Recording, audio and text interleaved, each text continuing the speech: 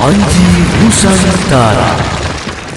Assalamualaikum warahmatullahi wabarakatuh. Jumpa lagi dengan kami RPI Raden Panji Ingsun. Semoga kita senantiasa dalam lindungan Allah Subhanahu wa Ta'ala. Dan kali ini saya akan memberikan beberapa edukasi buat para sahabat dimanapun Anda berada. Tanpa terkecuali, kami akan terus memberikan edukasi, pemahaman, dan pengertian tentang apa yang disebut dengan gaib. Pusaka-pusaka yang bertujuan, yang digunakan, yang selalu dimanfaatkan oleh para pelaku yang mengaku dirinya Gus, Ustadz, dan Kiai, dan tidak menutup kemungkinan termasuk yang dilakukan oleh Botak Bustomi, ya, Botak Bustomi CS. Mereka itu manusia-manusia yang tebal muka, tebal telinga, dan sudah putus urat malunya.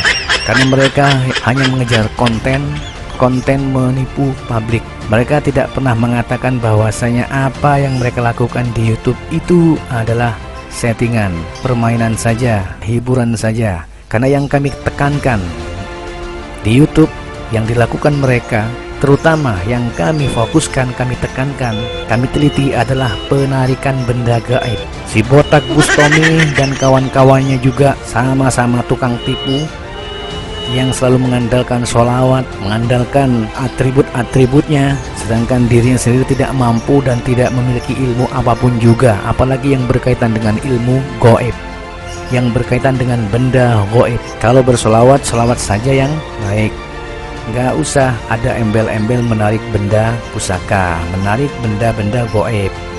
Hal itu sangat tidak mungkin dan tidak masuk akal, saudaraku ya. Benda-benda gaib, benda-benda peninggalan, baik itu benda yang ada khodamnya atau penunggunya atau jinnya, ataupun benda yang kosong tidak ada penghuni sama sekali. Jangankan pusaka atau benda-benda lawas, benda jadul, benda zaman-zaman tempo dulu yang sudah berkarat, sudah rusak dan sebagainya, yang terpendam ratusan tahun ya saudaraku ya, yang terpendam dalam tanah selama ratusan tahun yang silam. Jangankan benda tersebut ya, rumah kosong milik manusia, rumah manusia pun yang kosong, yang tidak ada penghuninya, itu saja ditempati makhluk halus, terutama bangsa jin yang merubah wujud menjadi demit dan sebagainya, termasuk kuntilanak, pocong dan sebagainya, ya kan? Ini rumah milik manusia, saudaraku ya. Apalagi benda-benda tempo dulu di era zaman kerajaan, entah itu benda hasil perang yang masih berlumuran darah, benda-benda peninggalan kerajaan-kerajaan yang dulu pernah menjadi sarana untuk ritual, yang dulu pernah memakan banyak korban, yang dulu pernah disakralkan, pernah dilarung, ya, pernah memakan beberapa nyawa ini dan itu, ya kan? Apalagi benda tersebut yang jelas-jelas yang membuat benda tersebut para empu-empu sakti mandraguna tempo dulu, ya kan? Yang jarang makan, yang suka melek, jarang tidur, yang jelas barang-barangnya pasti bertuah, apalagi terpendam dalam tanah, itu pastinya dikuasai oleh makhluk halus, akhirnya menjadi lebih angker dan bersifat gaib. Kenapa disebut sifat gaib? Karena benda yang nyata tersebut berupa keris, pusaka, tombak, matung, emas dan sebagainya, itu dikuasai makhluk halus, yang jelas kalau sudah dikuasai oleh makhluk halus, maka benda tersebut akan tertutup rapat, akan samar, ya, akan menjadi samar, akan remang-remang jadinya. Akhirnya benda tersebut dikuasai makhluk halus di alamnya, makanya disebut benda gaib. Gaibnya benda itu karena ditutupi oleh para makhluk halus atau ditutupi oleh jin yang menguasai benda tersebut. Ini edukasi dari kami Panji Ingsun agar Anda sekalian, para sahabat, bisa paham dan mengerti. Kalau disebut kata orang Jawa dulu, kata orang kuno-kuno dulu, kata eyang-eyang dulu ya, kata pini sepuh dulu, mengambil barang gaib langsung secara ilmu, itu wajar karena zaman dulu, ya, zaman dulu, sejak dulu yang ditimba, yang diasah itu keilmuan. Jadi hal-hal yang bersifat gaib itu sudah makanan sehari-hari mereka. Beda dengan kita manusia zaman modern. Tidak ada zaman modern ini, baik itu kiai, ulama, ustadz, apalagi gus abal-abal yang ada di YouTube, itu tidak mungkin bisa apa-apa. Mereka itu rata-rata tidak memiliki ilmu apapun, termasuk si botak Bustomi ya, yang kebanyakan gaya.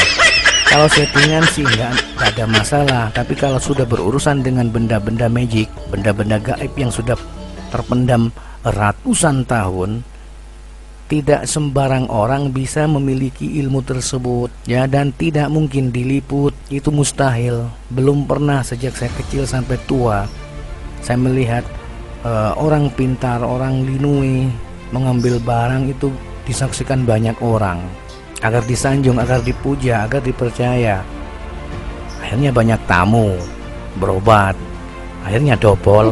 Nah, maka dari itu saudaraku yang dirahmati Allah, sahabat-sahabat kami Panjing Sun dimanapun Anda berada, kalian jangan mudah percaya dengan ocehan para dobol, para dukun-dukun sesat, dukun-dukun bangsat, dukun pengecut, penipu.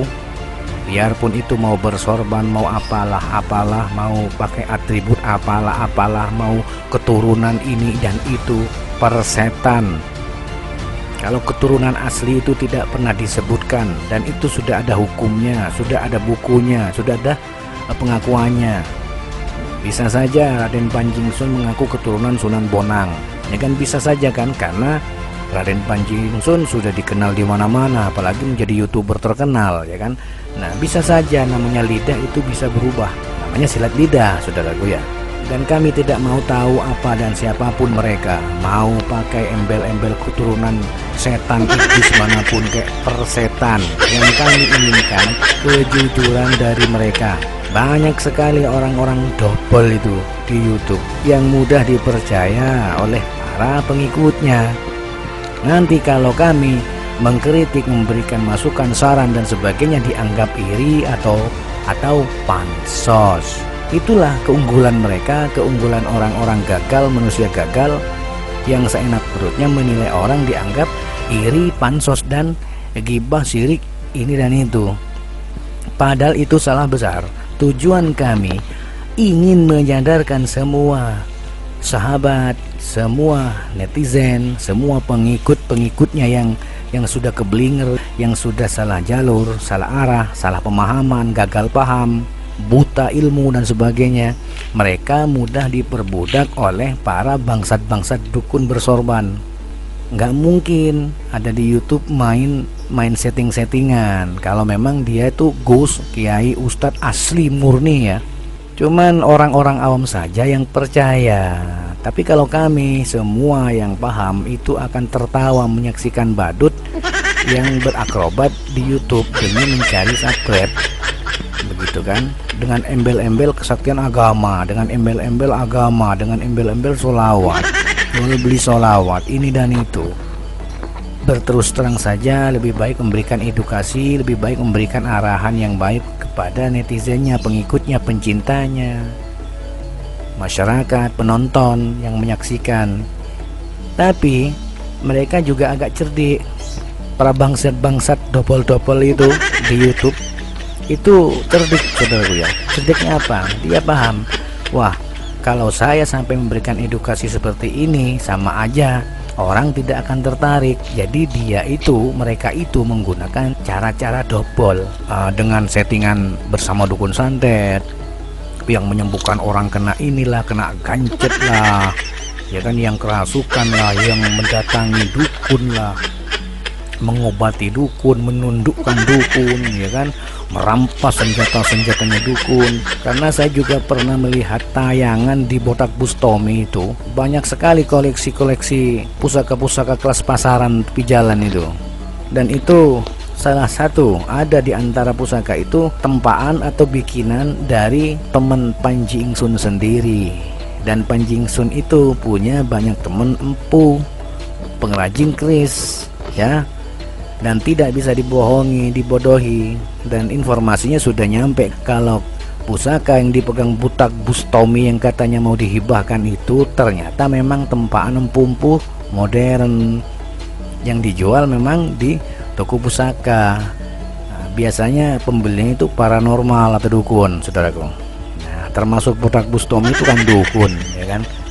Dia dengan gratis ya, karena dia sendiri sudah banyak subscribe, sudah sukses begitu, saudaraku ya.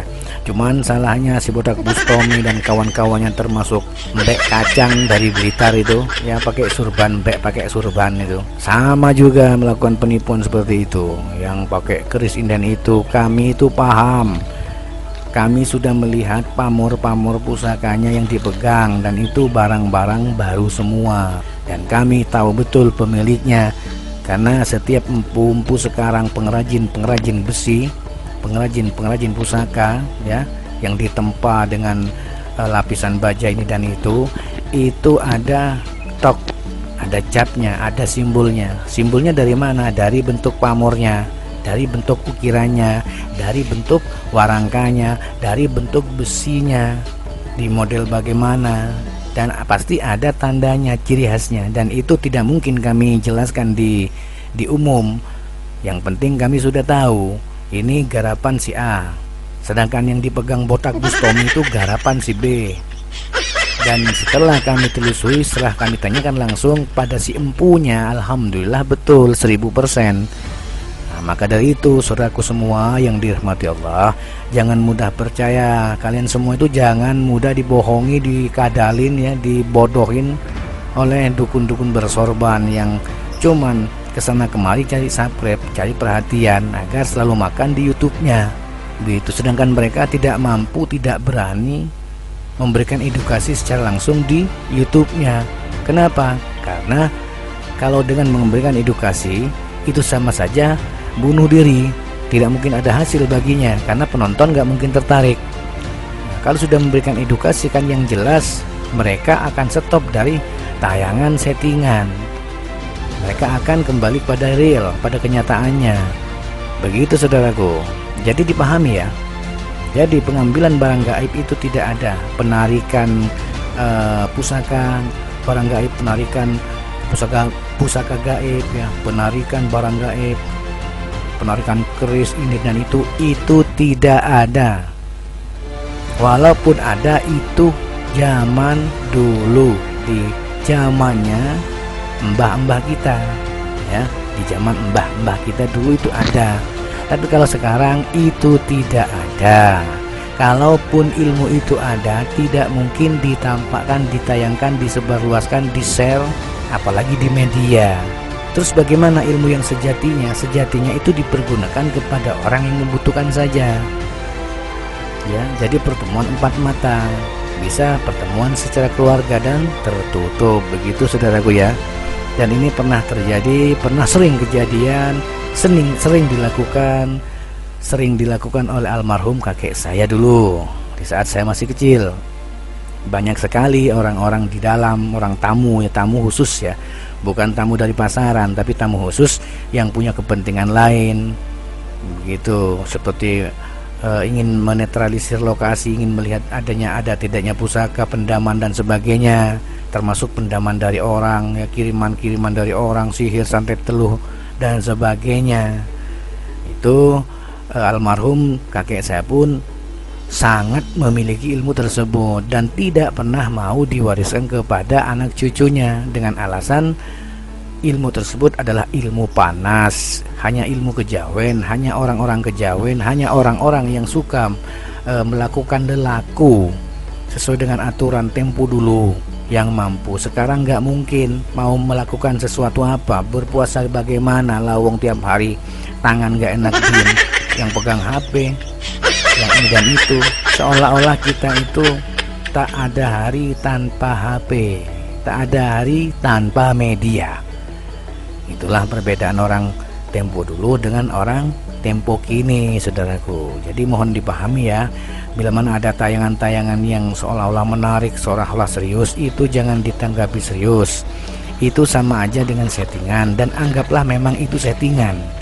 Nilailah kalau itu settingan ya. Benda apapun, makhluk apapun tidak mungkin ditayangkan langsung di media dengan disorot kamera dan menampakkan diri, kecuali ngeprank. ngeprank dan settingan sebelum melakukan acara, sebelum membuka acara, ya, melakukan acara, membuat konten dan sebagainya. Terlebih dahulu dari host, pihak host, pemilik acara, si konten tersebut memberitahukan kepada publik bahwasanya ini adalah fiktif, ya, ini hanyalah rekayasa saja. Seharusnya ada edukasi seperti itu dulu sebelum acara dimulai. Nah, begitu saudaraku ya. Jadi barang siapa yang merasa menjadi dukun, ya, siapa aja, baik itu Botak Bustomi, baik itu Sombidin Blitar, si Jenggot Api, ya kan, itu tukang nipu, sama juga yang di Ngajum Ghost Iblis, baik itu siapa, Samson dan lain sebagainya, Mbek kek, Jelangkung kek, Grandong kek, Gondruwo kek, orang ngurus, siapapun mereka yang melakukan pendobolan, pembodohan publik di media YouTube dengan menyesatkan orang, siapapun juga, itu adalah iblis bangsat keparat terkutuk. Maka dari itu kalian akan kami tantang secara langsung, terbuka. Kalau memang kalian para dobol, para bangsat keparat, dukun-dukun terkutuk, ya, termasuk Botak Bustomi itu, saya tantang langsung di area, tak usah bawa siapapun, 1 lawan 1, sampai di mana kemampuannya mengambil menarik benda gaib secara langsung tanpa melihat waktu, hari, jam dan sebagainya. Kapan saja kami siap bertemu 1 lawan 1. Tak usah bawa kamera, media, ini dan itu, cukup dengan telepon saja. Tak usah bawa aparat. Kami tidak butuh aparat, tidak butuh siapapun. Kami butuh manusianya, oknumnya yang melakukan itu, saudaraku. Begitu. Kalau keluar-keluar di media semua bisa, ya. Monyet juga bisa kalau cuman keluar-keluar. Orang gila juga bisa keluar-keluar. Tukang becak, pemulung bisa kalau cuman keluar-keluar. Pingin laku, pingin tenar, tapi nggak ada bukti, dasar tukang tipu semua. Itu saja penjelasan dari kami Raden Panjingsun. Semoga bisa dimengerti, dipahami, dan semoga bisa bermanfaat bagi kita semua. Bila mana ada salah kata, baik itu yang disengaja ataupun tidak, sekali lagi kami RPI Raden Panjingsun memohon maaf yang sebesar-besarnya. Assalamualaikum warahmatullahi wabarakatuh.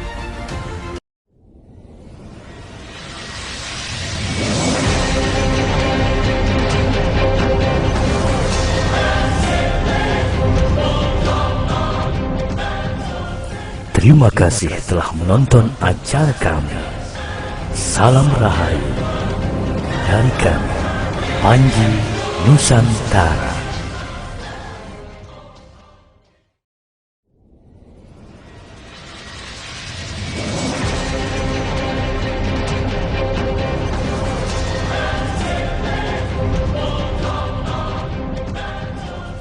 Terima kasih telah menonton acara kami. Salam Rahayu dari kami, Panji Nusantara.